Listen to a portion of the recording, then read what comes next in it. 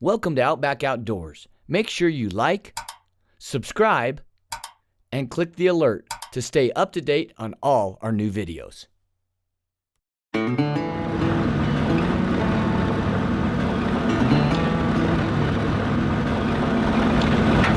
here, and it is the most unique looking elk country I've ever seen in my life. Wow. So, it's going to be a learning experience for sure.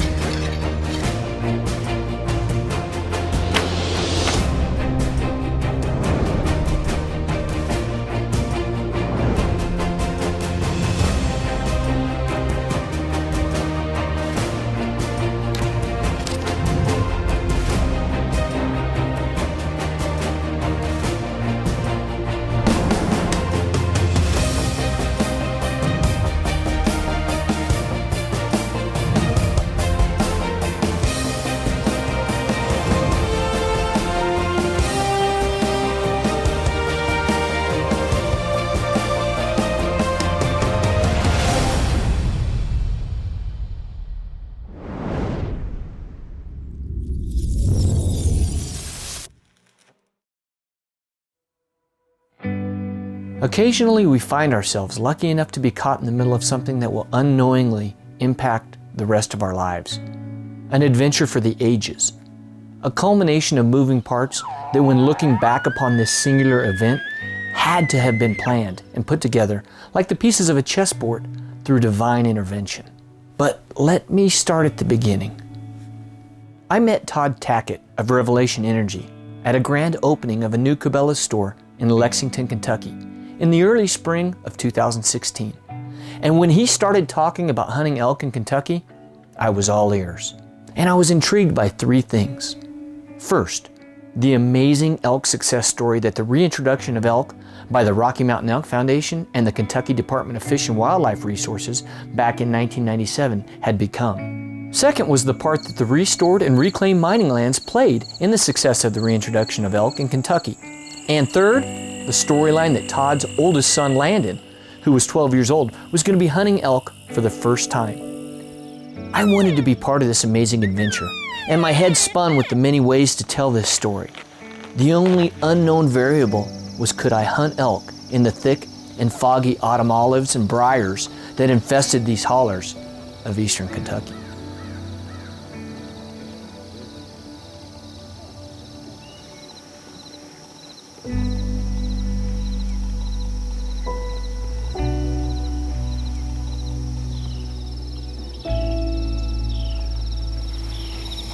Opening morning for me and for you, right? This is the first time you've been out. So, Kentucky elk, Todd Tackett. This has been a long time coming. Oh yeah. This is exciting. Yes it is. We're in this little bottom, or what you guys could call a holler. Right. And these elk like this area, and you can see why it's gorgeous. You've got these ridges running different ways. You've got tons of cover. You got great feed. Yeah, it just makes perfect sense. Except the elk aren't talking to us. I think we just keep moving. I think we just let our ears do a lot of the hunting for us right now. It's been hot. Let's be honest. It's been unseasonably hot. We were talking about this last night. Yes. And so it's hard. If they're doing any talking, it's early morning, late evening. So we'll see if we can't get one to talk to us. And then you're up to bat. If you come out to the base of that dead tree, he's getting ready to come through right there. You just see his shadow.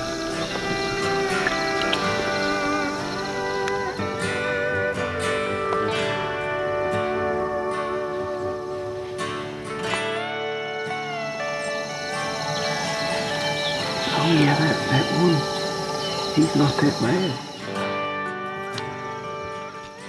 I felt it was only fitting on this hunt to use the new Rocky Mountain Elk Foundation Montana Elk Cow Decoy by Montana Decoy, since they played such a vital role in the reintroduction of elk in Kentucky.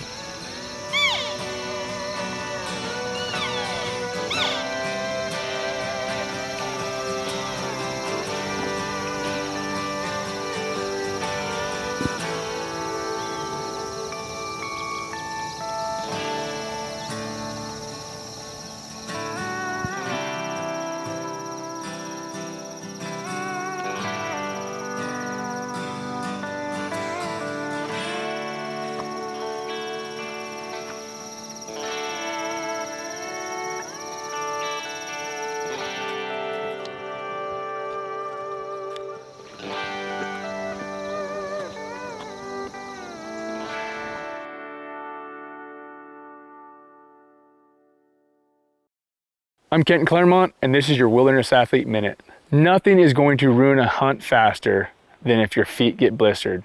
The overall enjoyment of any hunt is going to be determined by your physical conditioning, and this includes your feet. I suggest that you make sure that you don't cut costs on your footwear. You got to get a boot that's going to fit you right. And then you want to make sure that you couple that with the right sock and sock liner. There's some preventative stuff that you can do before the season starts to get you ready. One of those things is make sure you work out at least once a week in those boots. That's going to help break them in. You want to put somewhere between 20 to 50 miles on your boots before you ever hit the backcountry with them. For those of you that know you're going to blister, you want to just take some preventative steps and put tape on those hot spots before you ever take a step in the mountains. I hope this tip helps you on your next hunt, and for more tips like this, go to traintohunt.com.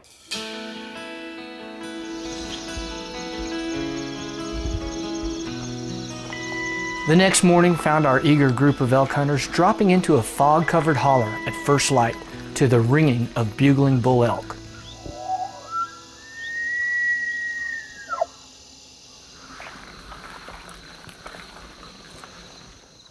This morning, we set up and we're back in on one bull, but we think he's dropped over this ridge line.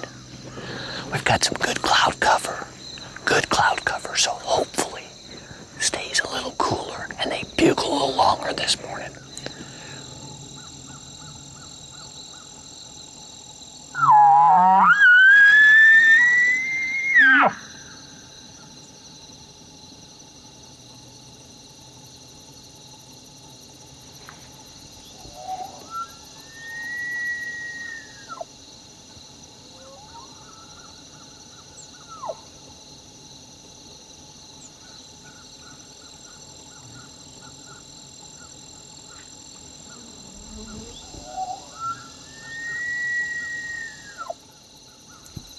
Did that sound like he's down here? Or do you think he's over the ridge? I do too.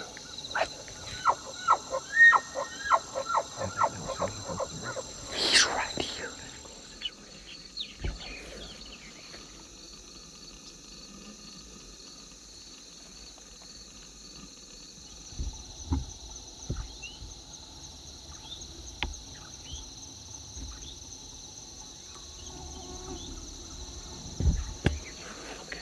So I think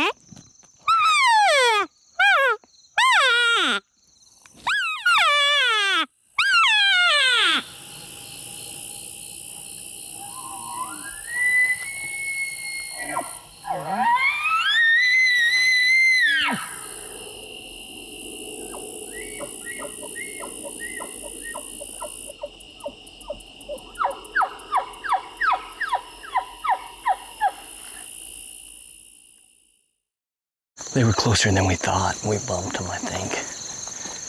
And he shut up. So we're gonna get out of here. Come back in this afternoon. We're not done. We're just done here.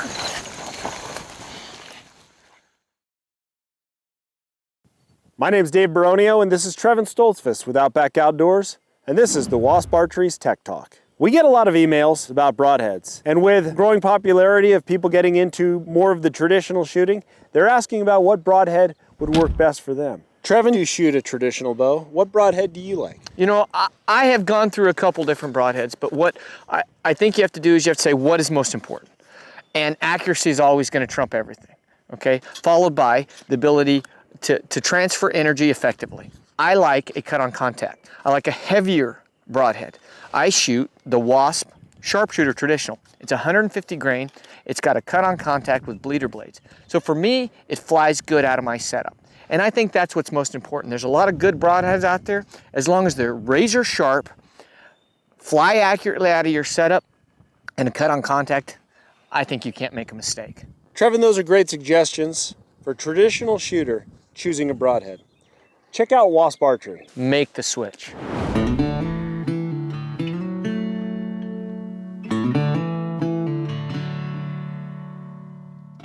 I also must tip my hat to the mining industry and their concern for wildlife and the habitat that those wildlife must have to survive, to continue to invest in our future. The battles that working mines face each day within the industry itself are a testimony to their resilience. Not to mention the attacks from a regulatory standpoint, which borders on abusive. With a decrease of employment by more than 12,000 jobs in Kentucky alone, the staffs from the regulatory agencies now outnumber the miners themselves. And this 27,000 acres of reclaimed and restored land that we hunted on for this amazing elk hunt, it's not only spectacular and breathtaking, but the land is now more usable than before, and it's been transformed into a thriving wildlife habitat. This is the side of mining that you never get to see on the quote-unquote bad or evil coal television ads. All the mining companies, not just Revelation Energy, that work in conjunction with Kentucky Department of Fish and Wildlife Resources and the Rocky Mountain Elk Foundation to restore and reclaim the land into an even better habitat than before, they deserve a round of applause, and they deserve our heartfelt support and thanks.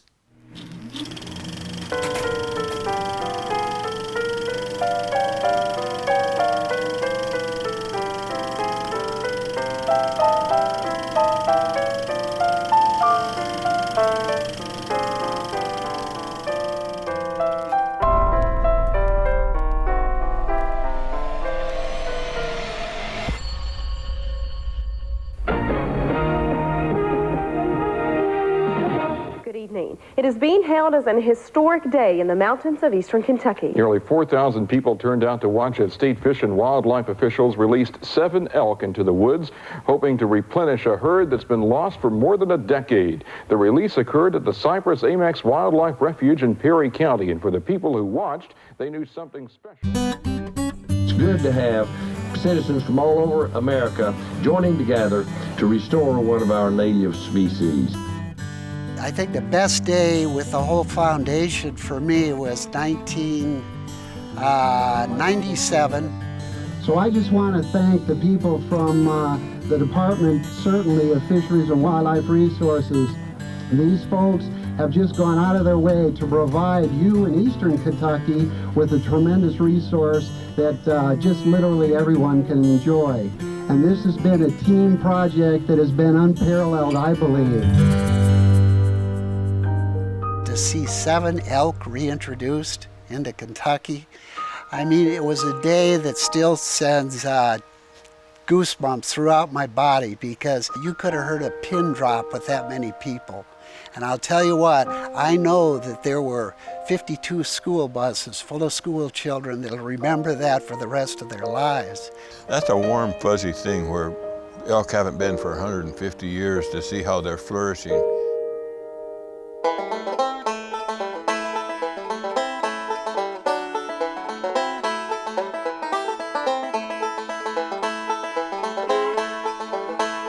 In the beginning, when we first started the reintroduction effort, I mean, it would not have happened without the Mountain Elk Foundation. They were integral to this happening here in Kentucky. We started out with our initial reintroduction of 7 animals, and over the next several years, we brought in about 1,500 elk. And that original 1,500 animals has grown to right around 10,000 now. We partnered with several other states over the last few years, Virginia, Missouri. And before we send any elk off to another state to serve as their source population, we bring them to this facility and do a round of disease testing and actually hold the animals for a quarantine period to make sure that we're sending healthy animals off. We strive to take care of the resource, but also to make sure that our sportsmen and sportswomen here in the state have a good shot at the resource. So we are using our hunters as conservation tools to maintain our herd where we'd like it to be.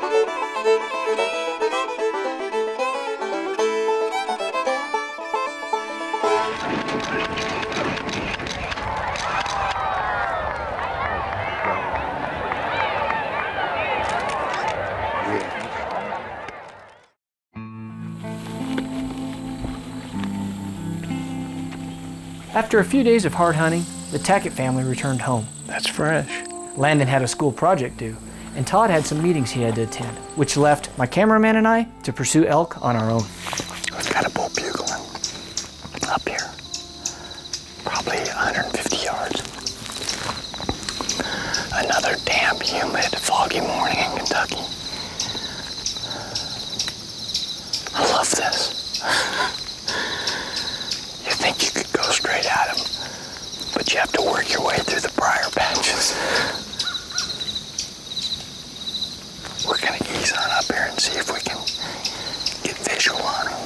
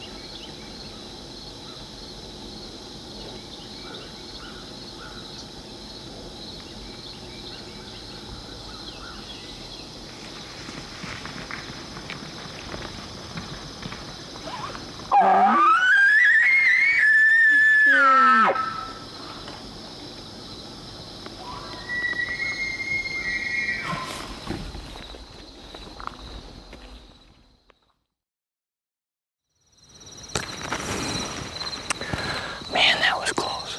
I had a cow probably 25 yards from me.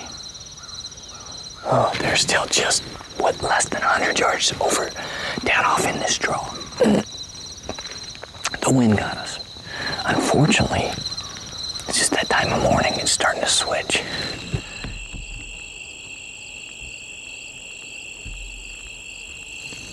We pulled out of that little bowl back there to come look at where they've been seeing a decent bull. And Craig made a great spot on a lone bull on this hillside behind me. And we've just kind of watched him feed. Well, actually, he's not even feeding, he's moving. But move on up into the thick stuff. The question now is, do you get aggressive? and go after that bull, or leave him alone because he'll be here this afternoon. He ain't going nowhere. Or do you go back to camp and have huevos rancheros? Huevos rancheros. I know what my cameraman thinks.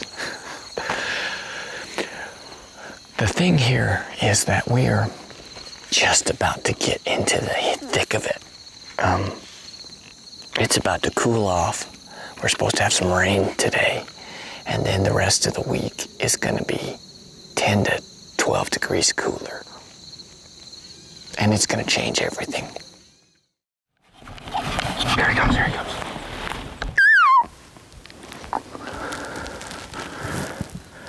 I think that bigger bull's still over here.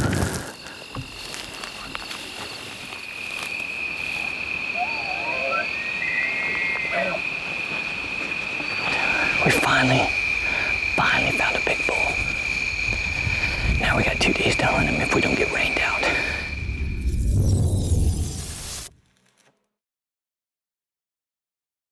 Thanks for watching Outback Outdoors. We encourage you to comment below, and as always, like, subscribe, and click the alert to stay up to date on all our new videos.